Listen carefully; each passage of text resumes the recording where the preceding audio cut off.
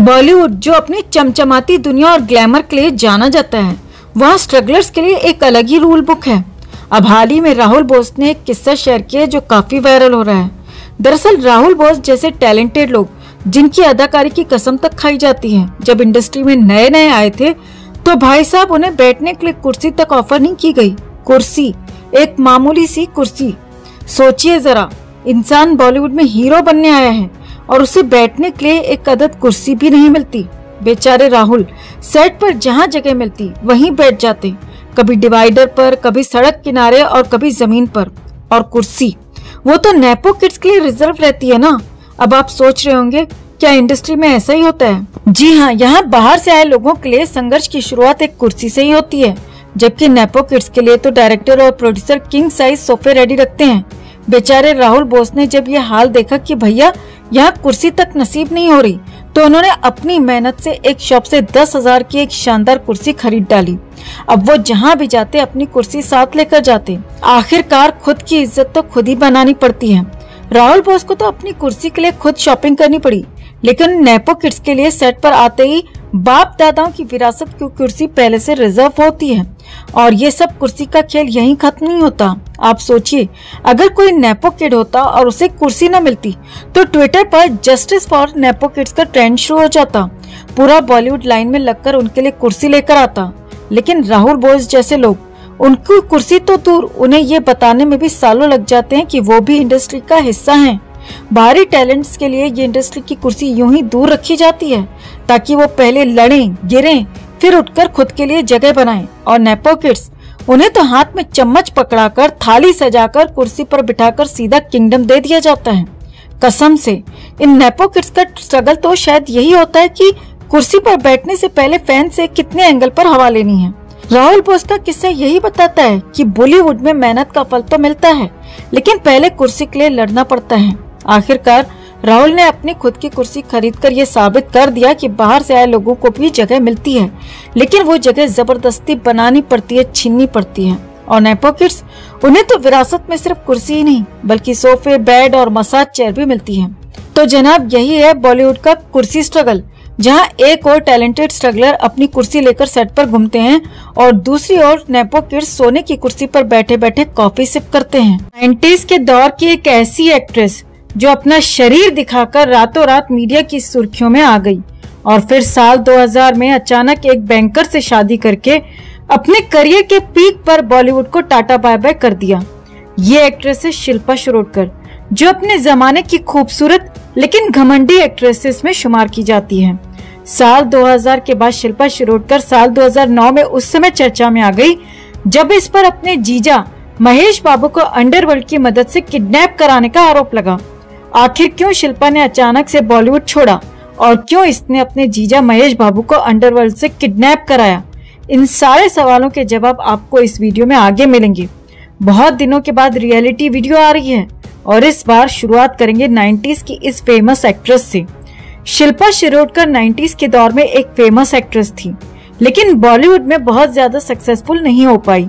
हाँ, इसके खाते में कुछ सुपरहिट फिल्में जरूर हैं, लेकिन उन्हें ऐसा नहीं कह सकते कि फिल्में इसके अकेले के दम पर सुपरहिट हुई थी। इसकी ज्यादातर फिल्में मल्टी एक्टर्स फिल्में थीं। शिल्पा शिरोडकर का जन्म हुआ था 20 नवंबर 1973 को मुंबई में, लेकिन कुछ रिपोर्ट्स में शिल्पा का जन्म 20 नवंबर 1969 को बताया जाता है। शिल्पा की मां का नाम वनीता शिरोडकर उर्फ गंगूबाई मराठी फिल्मों की फेमस एक्ट्रेस थी। शिल्पा की दादी मीनाक्षी शिरोडकर भी मराठी फिल्मों में एक्ट्रेस थी और उन्होंने एक दो हिंदी फिल्मों में भी छोटे छोटे रोल किए थे। शिल्पा शिरोडकर के फादर का नाम था नितिन शिरोडकर। शिल्पा की शुरुआती पढ़ाई मुंबई से हुई थी और पढ़ाई शुरुआत में ही दम तोड़ गई, यानी शिल्पा ने 9th क्लास तक ही पढ़ाई की है। 9th क्लास में फेल होने के बाद इसने फिल्मों में काम करने के लिए ट्राई करना शुरू कर दिया। दरअसल शिल्पा को बचपन से ही फिल्मों में काम करने का शौक था। यही कारण था कि मात्र 16 साल की उम्र से ही शिल्पा शिरोडकर ने फिल्मों में ऑडिशंस देने शुरू कर दिए थे। साल 1989 में शिल्पा शिरोडकर को पहली फिल्म मिली। फिल्म का नाम था भ्रष्टाचार, जिसमें मिथुन चक्रवर्ती, रजनीकांत और रेखा लीड रोल में थे। लेकिन फिल्म फ्लॉप होने की वजह से शिल्पा का करियर आगे नहीं बढ़ पाया। इस दौरान शिल्पा को 4-5 नई फिल्में तो मिली, लेकिन शिल्पा जिस फिल्म को साइन करती वो फिल्म बंद हो जाती। यही कारण था कि शिल्पा शिरोडकर को बॉलीवुड में मनहूस कहा जाने लगा। कोई भी फिल्म मेकर शिल्पा को अपनी फिल्म में लेने को तैयार ही नहीं था। इसी समय राकेश रोशन एक फिल्म बना रहे थे जिसका नाम था किशन कन्हैया। अनिल कपूर इसमें डबल रोल में था और इस फिल्म की लीड एक्ट्रेस को फिल्म में कई हॉट सीन्स देने थे, जिसकी वजह से कोई भी एक्ट्रेस ये रोल करने को तैयार नहीं थी। फाइनली शिल्पा शिरोडकर को ये फिल्म मिली और फिल्म में कई तड़कते भड़कते सीन देखकर शिल्पा रातों रात मीडिया में छा गई। किशन कन्हैया साल 1990 की सबसे ज्यादा कमाई करने वाली फिल्मों में से एक है। इस फिल्म के समय अनिल कपूर और शिल्पा शिरोडकर का नाम एक दूसरे के साथ जोड़ा गया। कुछ रिपोर्ट्स में तो ये भी कहा जाता है कि अनिल कपूर की संगत में आकर ही शिल्पा शिरोडकर की अंडरवर्ल्ड में एंट्री हुई थी, मतलब अंडरवर्ल्ड से दोस्ती हुई थी। दरअसल साल 1990 में किशन कन्हैया फिल्म के सुपरहिट होने के बाद शिल्पा रातों रात बहुत ज्यादा फेमस हो गई थी और अंडरवर्ल्ड की नजर उस पर पड़ गई थी। अंडरवर्ल्ड से बुलावा आया तो शिल्पा डर गई। उस समय कथित तौर पर अनिल कपूर ने ही शिल्पा को गाइड किया कि अंडरवर्ल्ड और बॉलीवुड का आपस में थ्रीसम जैसा रिश्ता है। शिल्पा ने हैरान होकर अनिल कपूर से उसने पूछा कि बॉलीवुड और अंडरवर्ल्ड ये तो दो हुए। फिर अनिल कपूर ने शिल्पा को डिटेल में बताया कि बॉलीवुड और अंडरवर्ल्ड तो दो ही हैं, लेकिन एक्ट्रेस इन दोनों के साथ मिलकर ही थ्रीसम के क्राइटेरिया को पूरा करती है। तब जाके शिल्पा की समझ में आया और उसके बाद कहने वाले तो ये भी कहते हैं कि शिल्पा और अंडरवर्ल्ड का रिश्ता फेफड़े की गहराइयों तक गहरा होता चला गया। अंडरवर्ल्ड से शिल्पा का रिश्ता इतना ज्यादा गहरा हो गया कि साल 1991 में आई फिल्म योद्धा में भी शिल्पा की कास्टिंग अंडरवर्ल्ड के कहने पर ही हुई थी। इस तरह के आरोप शिल्पा पर हमेशा लगे थे, क्योंकि योद्धा फिल्म का डायरेक्टर था राहुल रवेल और प्रोड्यूसर था करीम मुरानी और बंटी सूरमा। और ये तीनों ही नाम ऐसे हैं जिन पर अलग अलग समय में अंडरवर्ल्ड के साथ रिश्ता रखने के आरोप लगते रहे हैं। करीम मुरानी और बंटी सूरमा के बारे में तो हमने अपनी वीडियो में डिटेल में बताया था। बॉलीवुड और बाहर भी हमेशा दबी जुबान में यही कहा जाता रहा है कि शिल्पा शिरोडकर को बॉलीवुड में फिल्में अंडरवर्ल्ड के कहने से ही मिलती थीं। एक होता है फिल्म मिलना और दूसरा होता है फिल्म का सफल होना, जो कि शिल्पा की फिल्में बिल्कुल भी नहीं हो रही थी। शिल्पा ने अपने पूरे करियर में 40 से ज्यादा फिल्मों में काम किया, लेकिन मुश्किल से 7-8 फिल्में ही इसकी ऐसी थी जो सफल रहीं। लेकिन उन सफल फिल्मों में भी इसका कोई खास रोल नहीं था।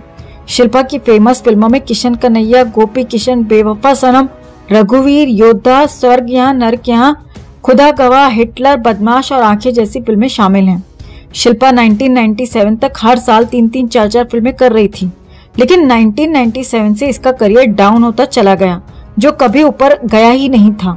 साल 2000 में अचानक खबर आई कि शिल्पा ने एक NRI बैंकर से शादी कर ली है और बॉलीवुड छोड़ दिया है। लेकिन उससे पहले शिल्पा शिरोडकर का नाम जहां अनिल कपूर के साथ पहली बार जुड़ा, तो कई मीडिया रिपोर्ट्स में शिल्पा ने मिथुन चक्रवर्ती से भी प्राइवेटली डांस क्लास ली थी। वैसे भी शिल्पा शिरोडकर की ज्यादातर फिल्में मिथुन के साथ हैं, जो कि लो बजट फिल्में थी, क्योंकि 1993-94 के बाद मिथुन चक्रवर्ती ने लो बजट मूवी में काम करना शुरू कर दिया था।